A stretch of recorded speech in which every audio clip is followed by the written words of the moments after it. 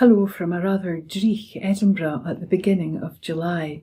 I'm delighted to be reading once again. I'm reading from one of my new copies of Ellen Montgomery's books. This is actually, of course, a very old copy. This is Magic for Marigold, and I'm reading chapter 5, which is another one of the very long chapters, so it'll come to you in two parts. The Door That Men Call Death, Part 1. After all, old grandmother did not live out her 100 years, much to the disappointment of the clan, who all wanted to be able to brag that one of them had attained the century mark. The McAllisters over the bay had a centenarian aunt and put on airs about it. It was intolerable that they should go to the Leslies one better in anything when they were comparative newcomers, only 3 generations out from Scotland, when the Leslies were 5. But Death was not concerned about clan rivalry, and somehow even old grandmother's will to live could not carry her so far. She failed rapidly after that 98th birthday party, and nobody expected her to get through the next winter, except Marigold, to whom it had never occurred that old grandmother would not go on living forever.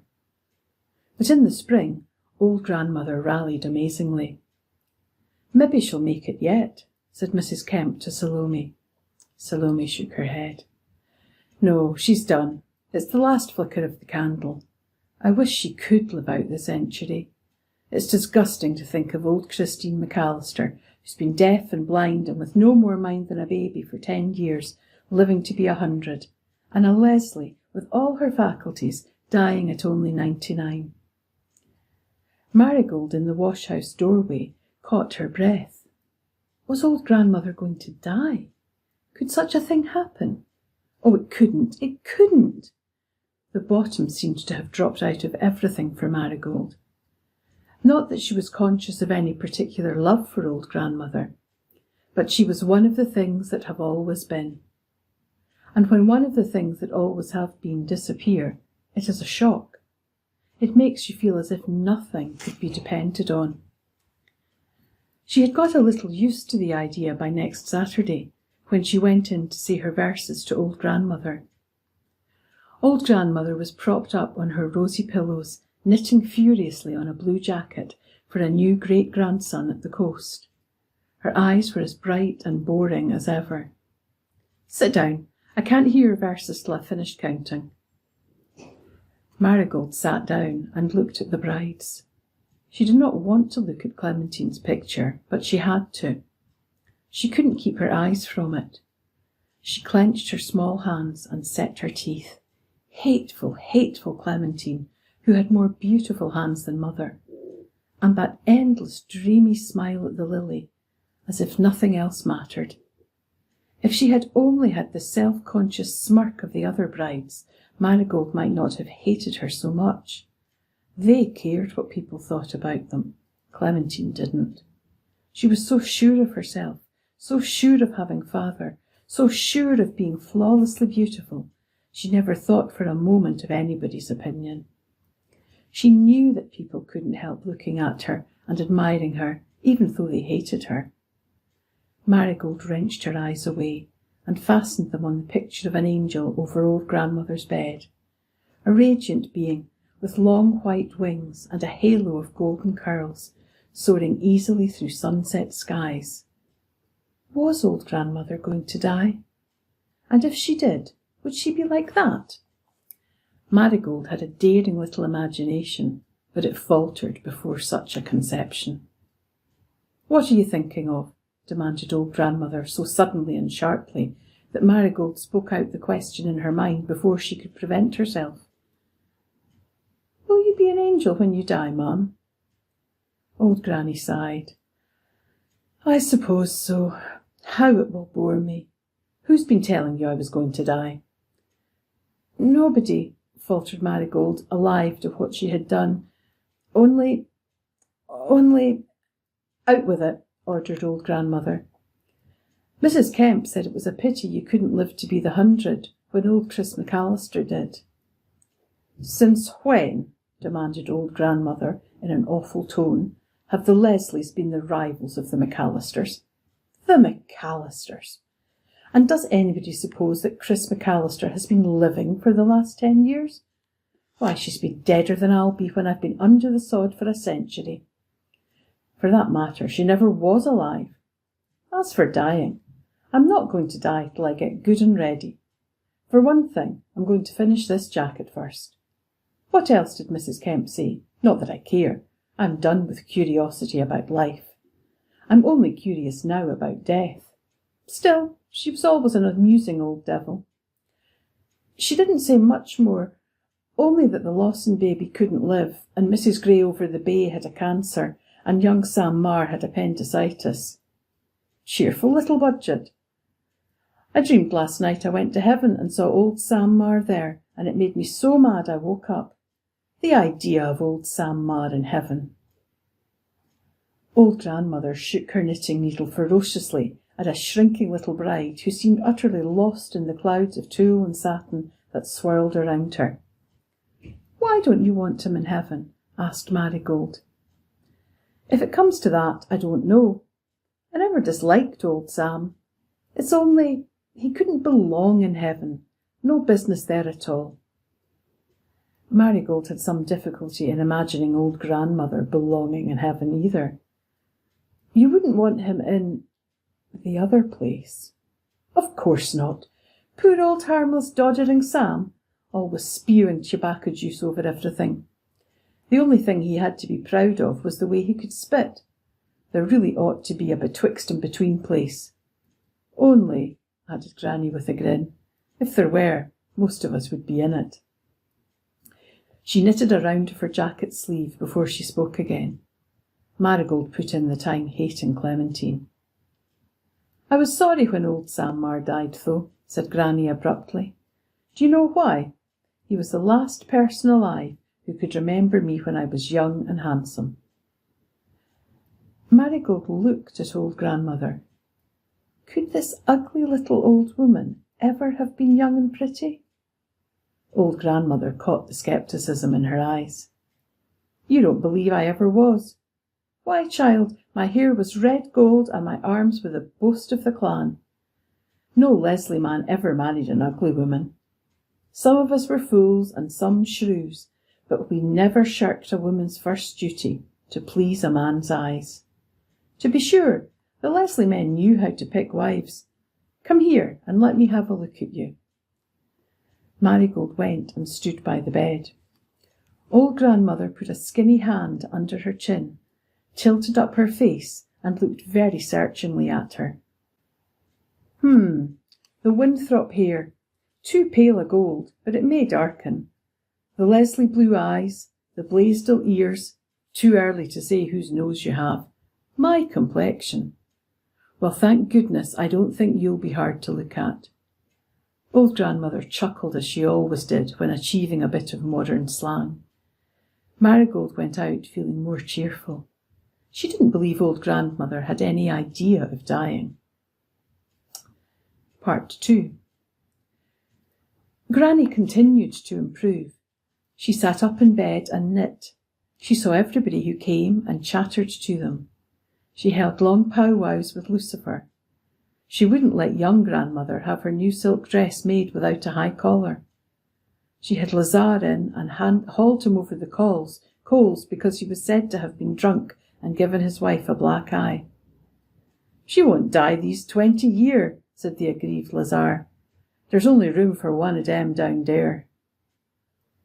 Then Aunt Harriet in Charlottetown gave a party in honour of her husband's sister, and young grandmother and mother were going in Uncle Clon's car. They would not be back before 3 o'clock that night, but Salome would be there, and old grandmother was amazingly well and brisk. And then, at the last moment, Salome was summoned to the deathbed of an aunt in South Harmony. Young grandmother, in her silken magnificence, and mother, looking like a slender lily in her green crepe, with the blossom of her face atop of it, came to the orchard room. "Of course we can't go now," said young grandmother regretfully.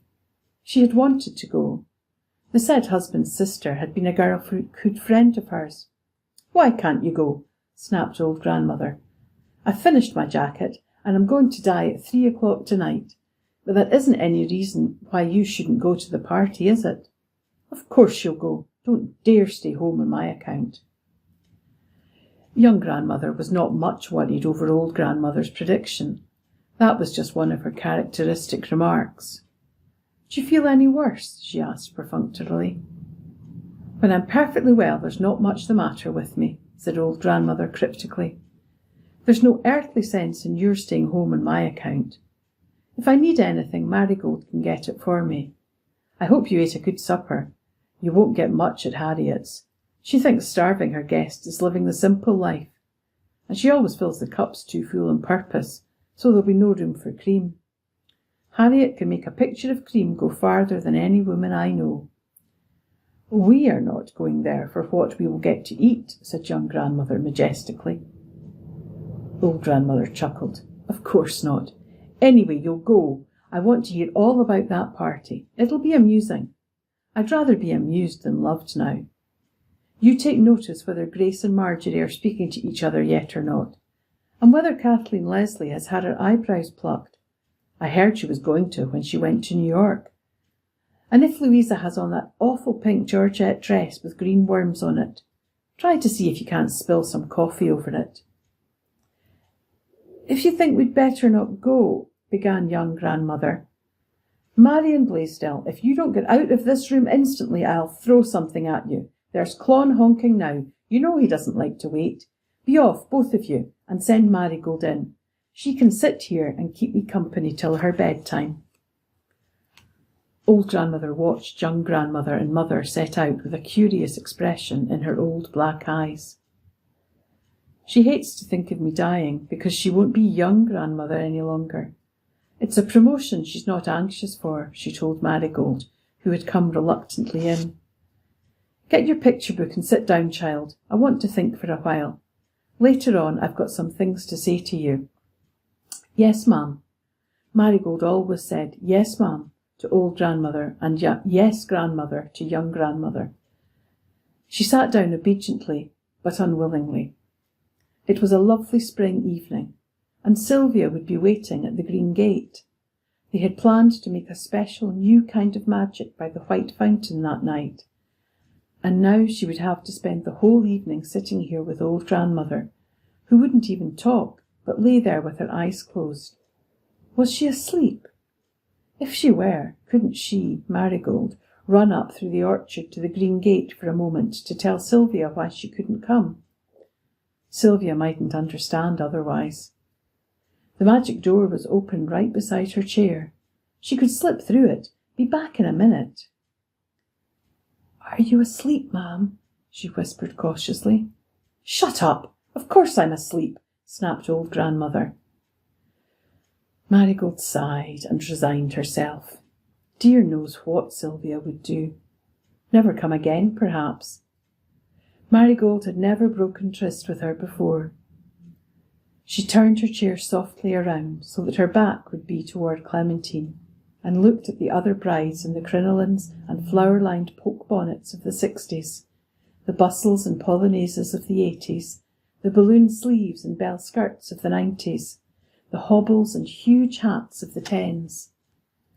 Marigold knew nothing of their respective dates, of course. They all belonged to that legendary time before she was born, when people wore all kinds of absurd dresses. The only one who didn't look funny was Clementine, in her lace-shrouded shoulders, her sleek cap of hair, and her fadeless, fashionless lily. She came back to Clementine every time. Somehow she couldn't help it. It was like a sore tooth you had to bite on. But she would not turn round to look at her. She would not. Part 3. What are you staring at Clementine like that for? Old grandmother was sitting erectly up in bed. Handsome, wasn't she? The handsomest of all the Leslie brides. Such colour, such expression, and the charming gestures of her wonderful hands. It was such a pity. Old grandmother stopped abruptly. Marigold felt sure she had meant to say, it was such a pity she died. Old grandmother threw back the blankets and slipped 2 tiny feet over the edge of the bed.